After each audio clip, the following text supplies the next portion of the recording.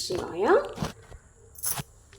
మనకి ఈవేళ వర్షాలు పడుతున్నాయి అంటే ఎవరి దయ వలన? వర్షాకాలం, శీతాకాలం, వేసవికాలం ఎవరి వల్ల వస్తున్నాయి? మళ్ళీ ఇప్పుడు మేఘాలు వస్తున్నాయని చెప్పారా? భగవంతుడే సృష్టి మీద కదా ఉంది. ఎంత దయ ఉంది. ఒక బృహస్పతి గ్రహమే భూమిని సమాంతరంగా తిప్పి ఎల్లవేళలా వేడి ఉంటూనే పనికిరాదు, ఎల్లవేళలా చలి ఉంటేనే పనికిరాదు, ఎల్లవేళలా వర్షాలు ఉంటేనే పనికిరాదు,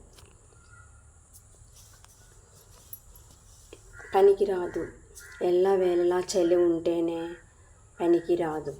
3 కాలాలని ఏర్పాటు చేసి ఒకే కోణంలో, ఒకే కక్షలో, ఒకే డిగ్రీస్లో భూమి సమాంతరంగా తిప్పి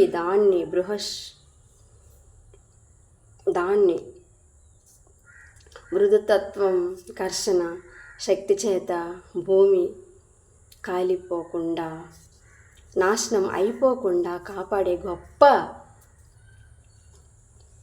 గ్రహం బృహస్పతి. గొప్ప గ్రహం బృహస్పతి. దాని భుజాన ఎవడేమైనా చెప్పుతున్నారా?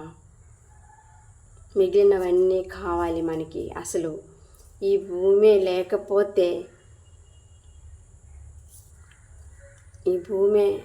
లేకపోతే మనం దేని మీద ఇల్లు కట్టుకుంటాము? ఈ ఆస్తులు, ఈ భవనాలు దేని మీద కట్టుకుంటాము? ఈ భూమి మీద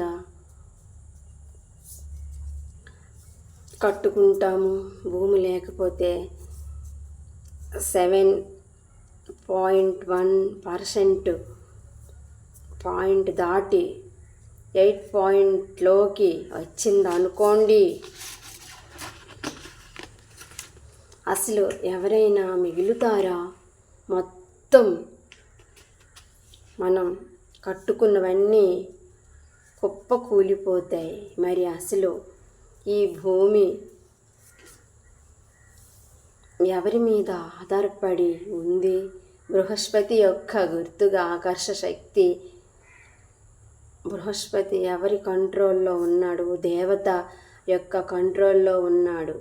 దేవతలు ముఖ్యంగా చేతిలో పెట్టుకొని అంటే ఈశ్వరుడు ఎక్కడ ఉన్నాడు? ప్రకృతిని తన చేతిలో పెట్టుకున్నాడు. ఒకదానికొకటి ఇవన్నీ ఎందుకు నడుస్తుంది? ఇదంతా సృష్టి వల్లనే కదా నడుస్తుంది అన్న దానికి అర్థం ఇది.